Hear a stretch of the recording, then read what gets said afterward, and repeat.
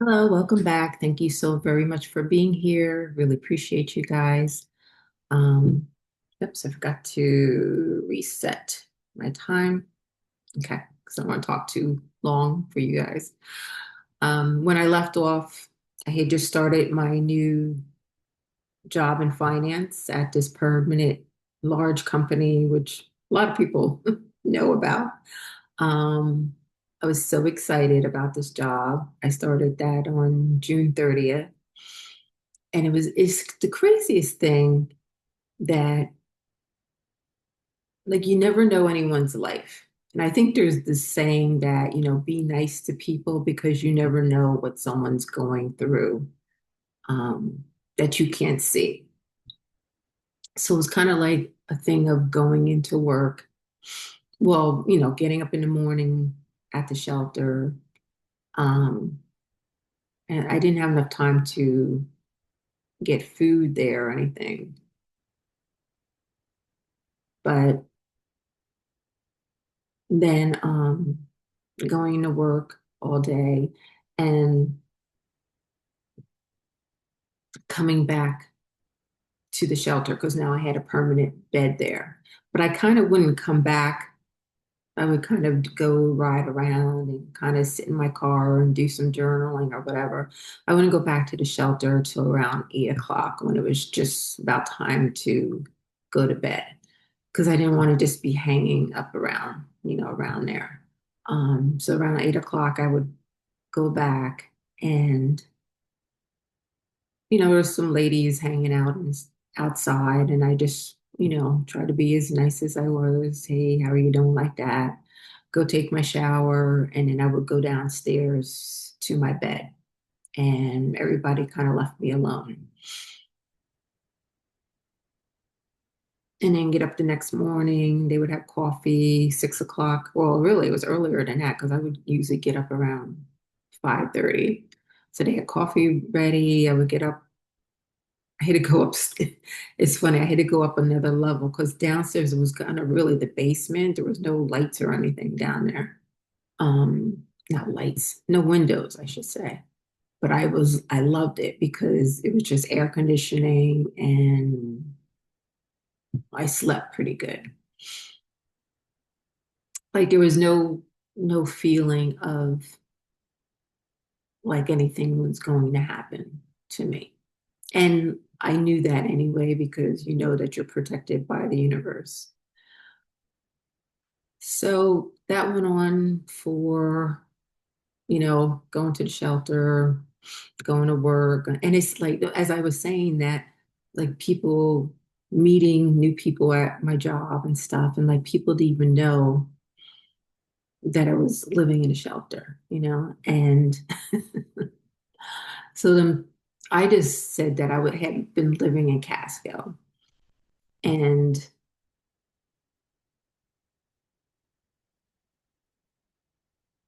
so people kind of still thought that I was traveling back and forth to Casco. And I know it's kind of like when you go through things like this, it's not always your best self, but it's like in order to survive. I didn't want these people prejudging me before I had a chance to even like really, because when I had applied for the job, I was still in Casco. So they kind of just assumed. So that went on for like a week and a half. So the next Saturday, was it about I'm going to say, yeah, about 2 weeks, I'm going to say 3 Saturdays after I started. It was now mid-July. Is that right? No, still early July, maybe around the 11th, 10th or something like that. It was on a Saturday anyway. And we were talking about this is just last year. Sunday, there's something called the Back Cove. And if you know Maine, if you know Portland, you know what I'm talking about. And it's kind of like a huge lake that kind of breaks out into the bay, going out into the Atlantic Ocean. And a lot of times I would just go and sit there and, you know, after work too, until it was time for me to go to the shelter. Um, People would walk all around it. So just watching people walk, I would walk like not even halfway, like a quarter way, and then walk back. And finally, I started walking and I finally made it all the way back, made it all around. I think it's like 3.5 miles. I think it's like 3.5 miles. Anyway, over there, there's a park called Peyton Park. Payson, I'm sorry, Payson Park. And I was usually backing my car up on the weekends and just sitting kind of in the shade and, you know, journaling, listening to whatever. And I see this car kind of drive by with this gentleman in it. And um, he turns around, he comes back, and he pulls in next to me. And I'm like, uh-oh. So he's like, hi, I saw you, and, I don't see too many, black women. Well, there's a lot of, in Maine, there is a lot of, I say immigrants, um, but there's not a lot of Black Americans.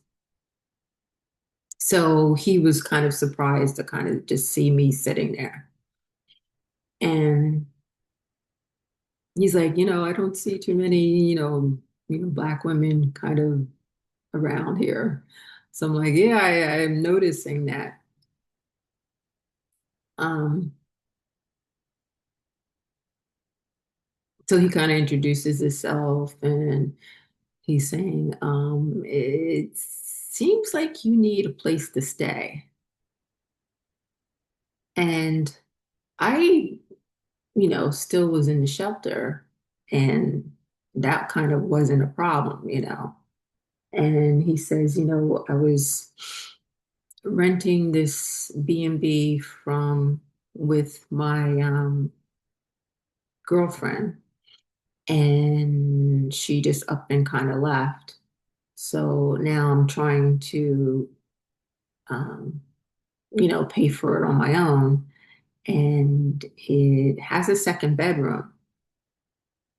If you would, I don't know if you need a place to stay.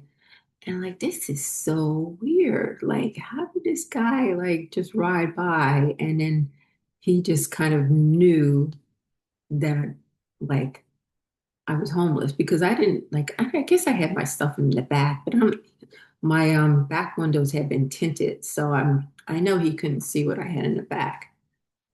And it was like any other person would kind of just be sitting, enjoying the day, the air or whatever. And a lot of people just sat there and did some reading or whatever.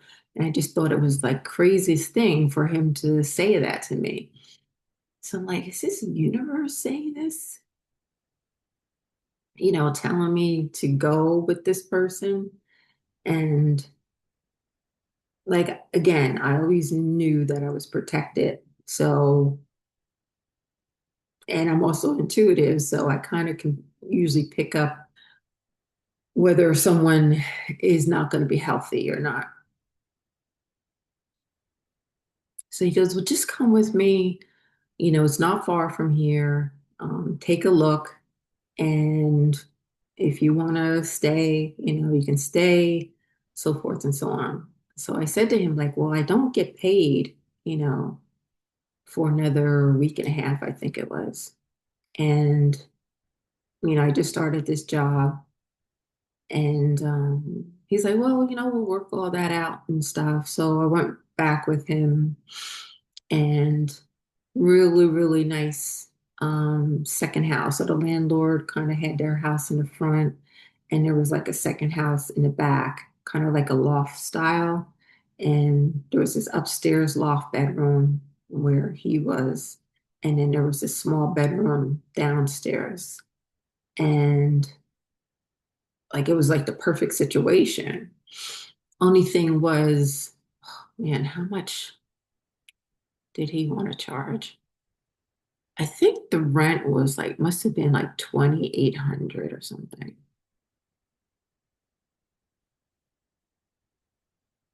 Because he said, you would be paying $1,400. And at first I was like, that's a lot. I just started my job and that's like really a lot of money for me right now. Um, I'm like saying to like asking the universe, like, is this what I'm supposed to do? But it was so weird, like how things like he just showed up out of nowhere. But there's a reason for everything. And just watching my time. Anyway, I'm trying to kind of get through this more quickly. He said, well, just stay a week, see if you like it. And if you don't, you don't owe me anything and so forth and so on. So the thing is, I said, all right, it seemed all right, decent. He seemed like he was a decent guy. Um, I think he was probably interested in me a little bit more, but I was not interested in him whatsoever. I was just trying to say, okay, both of us are here and we both need to have somewhere to stay, and we're both. Anyway, long story short, his ex-girlfriend now had kind of been his manager at some place, and she had ended up, I don't know if I don't know what the whole story. It was like a big mess. And she had a contract. That's how she got him hired. And because they broke up, she ended up getting him fired. And then he was going after her job now. And it was just, he was on the phone constantly. And it was just like, you know.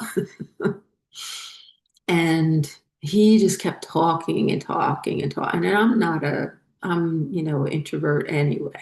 And he just went constantly talk and talk. And this is what happened, and this and that and that and this. And I was like, oh my goodness. So the thing was, too, now, I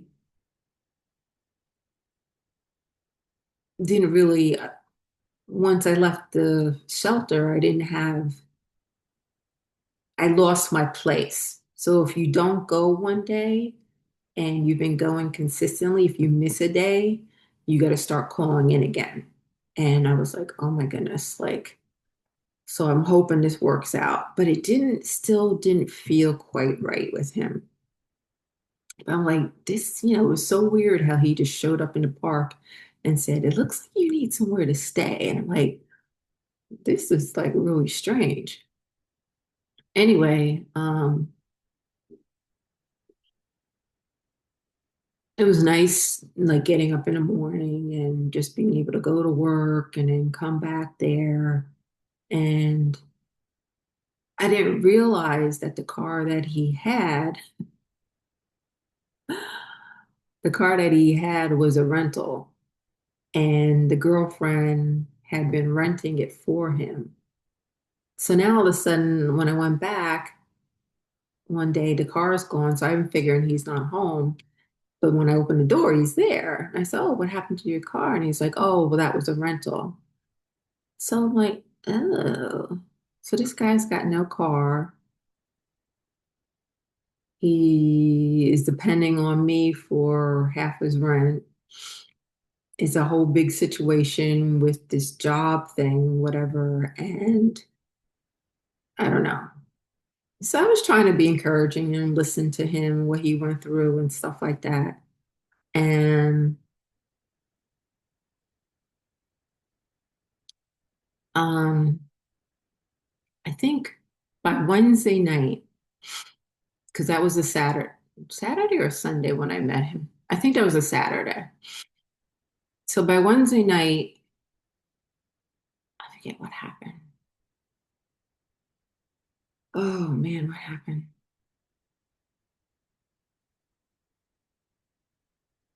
Oh, I know. I think I had left my shoes by the door.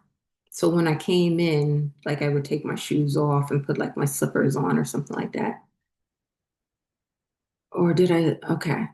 But then when I came in that day, they weren't by the door, they were in my room. So I said to him, I said, my shoes, I thought my slippers were by the door when I was coming in. So he's like, what are you accusing me of moving your slippers? Are you accusing me of going in that room?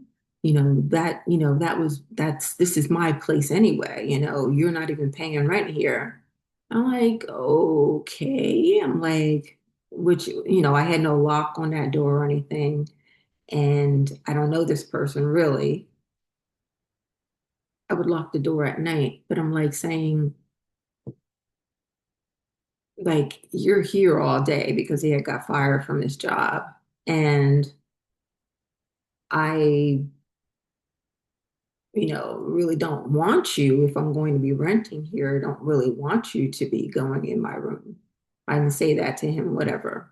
So anyway, I go to bed that night and he would call me or he'd text me or I want to talk to you or something like that. And I hear him upstairs talking and talking and talking to whoever. He kept on the phone, was always talking to someone. Oh, she did this, not talking about me, but talking about the ex-girlfriend. She did this to me and so forth. And I had gone to bed and then he texts me and he's like, I think we need to talk. So I'm like, oh, like, I don't feel like dealing with this. Like, dude does not even know what I've been through. So I go out into the living room and I sit down. And he's like, well, I didn't like the way you assumed this and saying, and I'm like, it's no big deal. I said, I really thought I left my slippers by the door. So when I came in, I could put my slippers on and not drag dirt into the house. But then they were in my bed in the bedroom. And he's like, oh, if you're trying to accuse me of going in your room and like I don't need to do that. And oh, he had given me like one of her coats and stuff like that. I didn't want it, but I was just trying to be nice. And I said, okay, well, I'll take it. It is a nice coat. So I said, you know what? I was tired. I said, if I have offended you in any way, I'm sorry. I said, I just thought I had left my slippers by the door. Anyway, he goes, well, I don't want no more of this kind of thing. If you're going to be here and, I don't even have to have you here and so forth. And I'm like, oh my goodness. So I go back in the room and I'm like, this is not going to work. This is not going to work. And I've had the impulse to gather all my stuff together and leave right then. But then I'm saying to myself, if I leave now, like I get up in the morning and I'm going to have a hard time getting ready to go to work and stuff. And yes, I'm going over on this one, but I want to finish this. And so I went to bed. I couldn't sleep. I get up the next morning a little earlier and I start packing quietly, packing all my stuff up. And like I want to just make a couple trips to the car without, because he was upstairs, without him kind of, what are you doing, And it being a whole big thing. So packed everything up, took my shower, got ready, and then I started I think I had to make like 2 trips out to the car. When I came in from the second time, he was downstairs. He's like, what are you doing? So I said, oh, I'm going to leave today. Leave today. I said, thank you very much for having me here. I really appreciate your hospitality. I shook his hand. He didn't want to shake my hand. And I got gathered up the rest of my stuff. And I said, I hope everything goes well for you. And I left. So I now tried to call again for a bed. Couldn't not get a bed for like the next 3 days. Thank God it was like a Thursday that happened. So now Friday, when I got up in the morning, I think I had to go to McDonald's and just like wash up. And then by Saturdays, kind of like, okay, I got to figure something out now. I had money. Oh, I know what happened. I had money on my card now where I was now able to go and get a gym membership because it's kind of like I needed to accept now that I'm going to probably be in my car. Like every day that I called for a bed at the shelter, there's no bed. There's no bed. And I'm like, I feel like the universe is saying, you need to now go through this next thing of staying in your car. And I was able to get the gym membership so I could go and take a shower every morning. And I will let you know how everything went from there. And just really crazy, crazy stuff that has happened to me. But thank you again for listening. I appreciate you guys, and I'll see you in the next one.